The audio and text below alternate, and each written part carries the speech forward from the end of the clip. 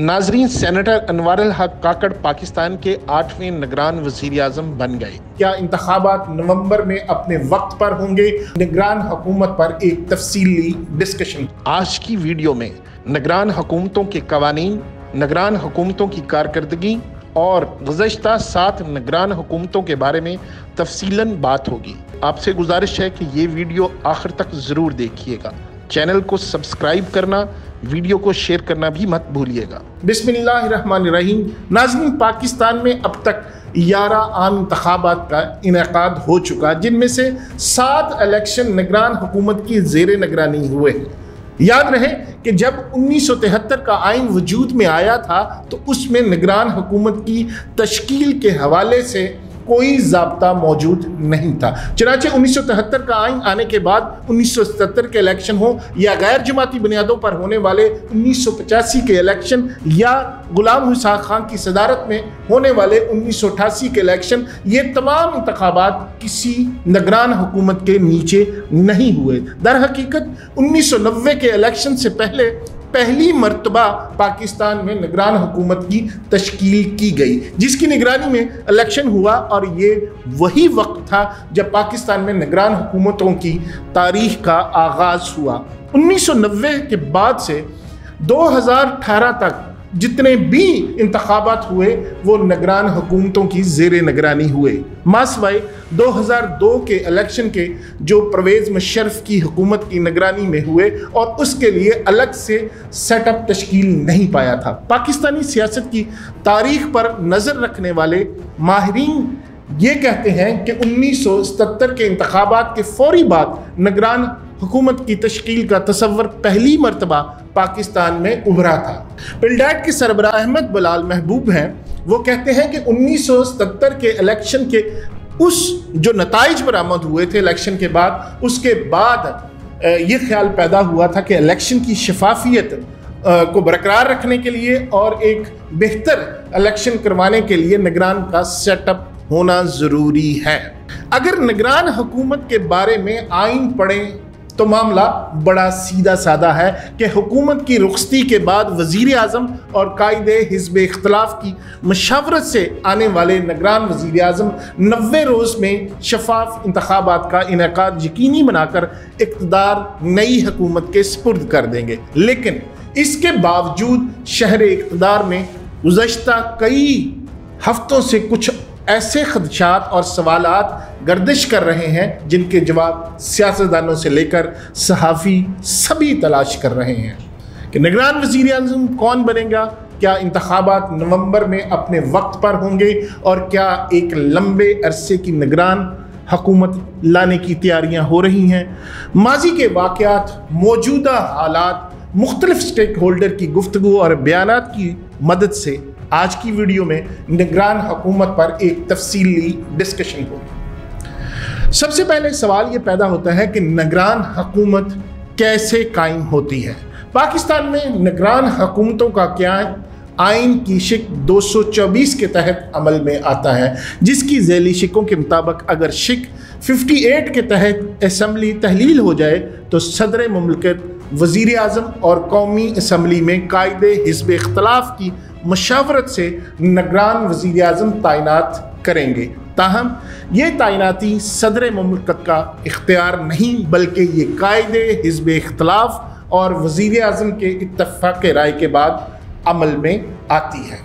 अब सवाल ये पैदा होता है कि क्या पाकिस्तान के अलावा किसी दूसरे मुल्क में भी निगरान हुकूमत का तसव्वुर मौजूद है? ये एक ऐसा मुनफरद पाकिस्तान में मॉडल है जो सिर्फ पाकिस्तान में ही मौजूद है।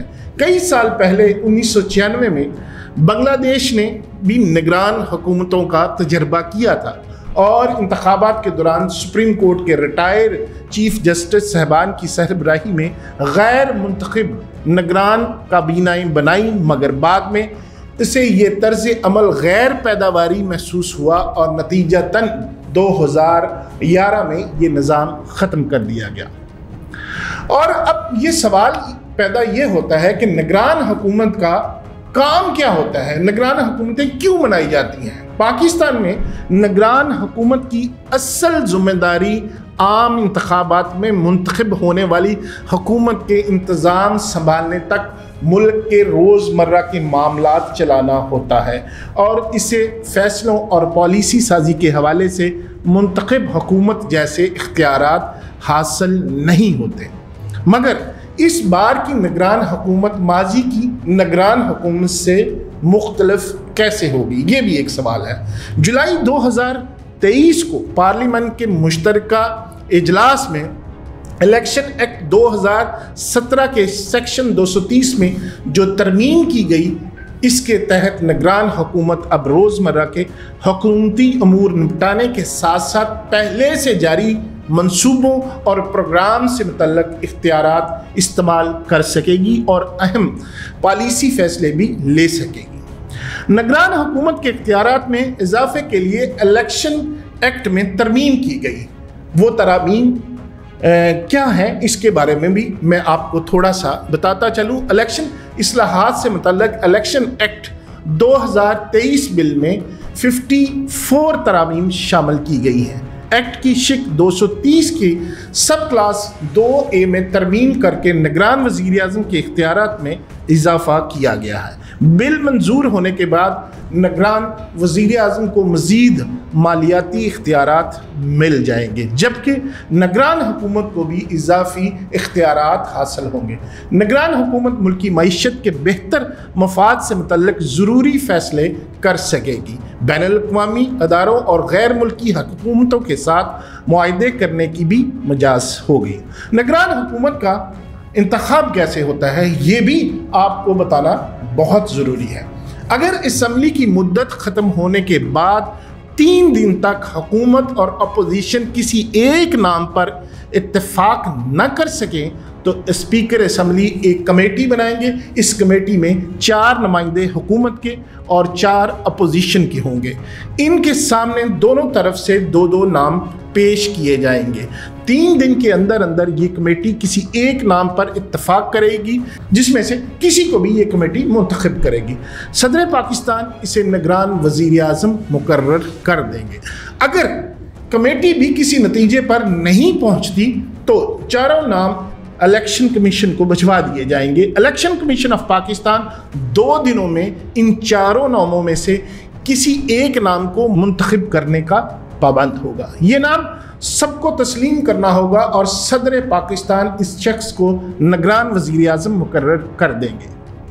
अब सवाल ये पैदा होता है कि निगरान हुकूमतों की मुद्दत कितनी होती है, ये हुकूमतें कितनी देर हुकूमत करेंगी। आइन में जो कहा गया है कि अगर असम्बली अपनी मुद्दत पूरी करती है तो इंतखाबात 60 रोज़ में कराए जाएंगे, लेकिन इससे पहले अगर असम्बली तहलील किसी भी वजह से कर दी जाती है, जैसे कि शहबाज शरीफ साहब ने 2 दिन पहले ये असम्बली तहलील कर दी, तो ये मुद्दत बढ़कर 90 रोज़ तक हो जाती है। आइन के आर्टिकल 1/224 के तहत अगर असम्बलियाँ मुद्दत पूरी होने से पहले तहलील कर दी जाए तो उसके बाद 90 दिन में इलेक्शन करवाने लाजम है। इसी वजह से जैसे मैंने आपको पहले बताया कि शहबाज शरीफ साहब ने ये 2 दिन पहले असम्बली तहलील कर दी ताकि इलेक्शन नए 1 महीना और लेट हो सके। अब ये सवाल पैदा होते हैं कि अगर मुकर्रर वक्त पर जो आइन में लिखा है यानी 60 दिन या 90 दिन के अंदर इलेक्शन नहीं होते तो क्या होगा। इस पर माहिर कवानीन का कहना है कि पाकिस्तान के आइन की दफ़ा 254 ये कहती है कि आइन में अगर किसी काम का वक्त मुकर्रर हो और उस वक्त पर ना हो सके तो वो काम ख़राब नहीं होता, इसमें ताख़ीर हो सकती है। अगर कानून के तहत किसी भी काम का वक्त मुकर्रर हो, अगर आप वो काम इतने दिनों में नहीं करेंगे तो वो गैर कानूनी होगा, गलत होगा और उसे अगर ना किया गया तो उसमें सज़ा मिलेगी। तो इस काम को इतने दिनों में करना ज़रूरी होता है। अगर इलेक्शन वक्त पर ना हुए तो क्या होगा, ये एक बड़ा इम्पॉर्टेंट सवाल है। माहिर कानून बैरिस्टर ज़फ़रुल्लाह ने BBC को, जो एक बड़ी फेमस वेबसाइट है, को बताया कि इसमें मैंडेटरी इन नेचर और डायरेक्टरी इन नेचर कवानीन का इतलाक़ होता है। वो कहते हैं कि इन दोनों कवानीन में फ़र्क है। उनके मुताबिक पाकिस्तान के आइन की दफ़ा 254 ये कहती है कि आइन में अगर किसी काम का वक्त मुकर्रर हो और वो उस वक्त पर ना हो सके तो वो काम ख़राब नहीं होता, इसमें ताख़ीर हो सकती है। अगर कानून के तहत किसी भी काम का वक्त मुकर्रर हो अगर वो काम इतने दिनों में नहीं करें तो वो गैर कानूनी होगा, गलत होगा, और अगर इसे न किया गया तो इसमें सज़ा मिलेगी। तो इस काम को इतने दिनों में करना ज़रूरी होता है तो वो मैंडेटरी इन नेचर कहलाता है। रूल्स के मुताबिक अगर किसी काम में ये बताया जाए कि आपके इतने दिनों में ये काम करना है लेकिन इसकी ताख़ीर में सज़ा या जुर्माने का जिक्र ना हो तो वो डायरेक्टरी इन नेचर होता है। तो 90 रोज़ में इंतखाबात डायरेक्टरी इन नेचर है, जिसमें वो काम ज़रूरतन आगे पीछे कर दिया जाता है और उसमें कबाहत नहीं। उन्होंने मज़ीद बताया कि जब सुप्रीम कोर्ट में बताया गया था कि वक्त हाथ से निकल रहा है तो फैसले में अदालत ने लिखा कि इस काम में ताख़ीर हो सकती है लेकिन कोशिश करें कि कम से कम वक्त आगे जाए। गोया उन्होंने बात तय कर दी। बैरिस्टर ज़फ़रुल्लाह के मुताबिक पाकिस्तान के आइन की दफ़ा 254 के मुताबिक इलेक्शन लेट भी हुए तो ये दुरुस्त अमल होगा, खिलाफ कानून नहीं।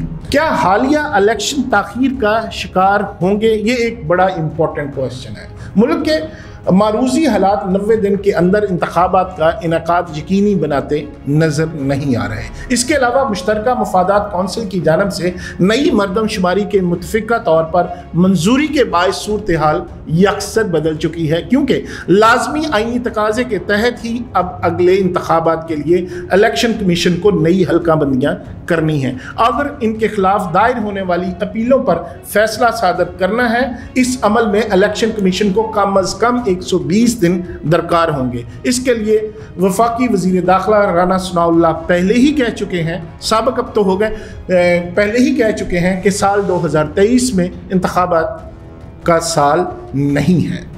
इनके बकौल इंतखाबात आइंदा साल 2024 के आगाज़ में होने चाहिए। इस तरह वज़ीर दफ़ा ख्वाजा मोहम्मद आसिफ ने यह कहकर इंतखाबात के मुकर्ररा आइनी मुद्दत से आगे जाने का इशारा दिया है कि बाज़ लोगों के ख्याल में निगरान सेटअप लंबा चलेगा।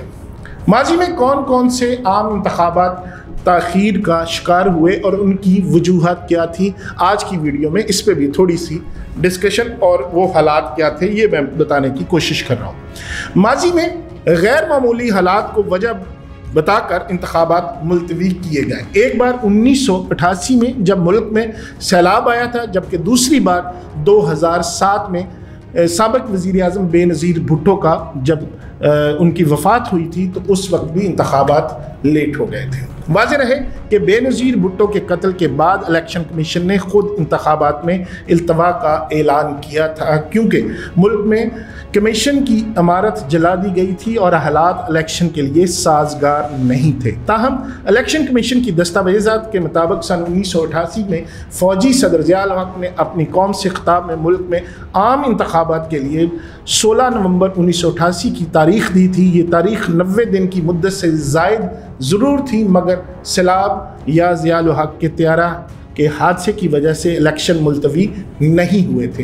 इलेक्शन कमीशन ने 16 नवंबर को कौमी असम्बली और उसके 3 रोज़ बाद सूबाई असम्बली के इंतखाबात करवाए थे। ताहम ये इल्तवा इसी सूरत में किया जा सकता है कि इसके बारे में कानूनी माहिरीन इस बात पर मुत्तफ़िक हों कि इस हवाले से आइन में वाज़े तौर पर नहीं बताया गया, और इस हवाले से ऊपर दी गई माजी की मिसालों के मुताबिक किसी गैर मामूली सूरत हाल में इलेक्शन कमीशन इंतखाबात मुलतवी कर सकता है।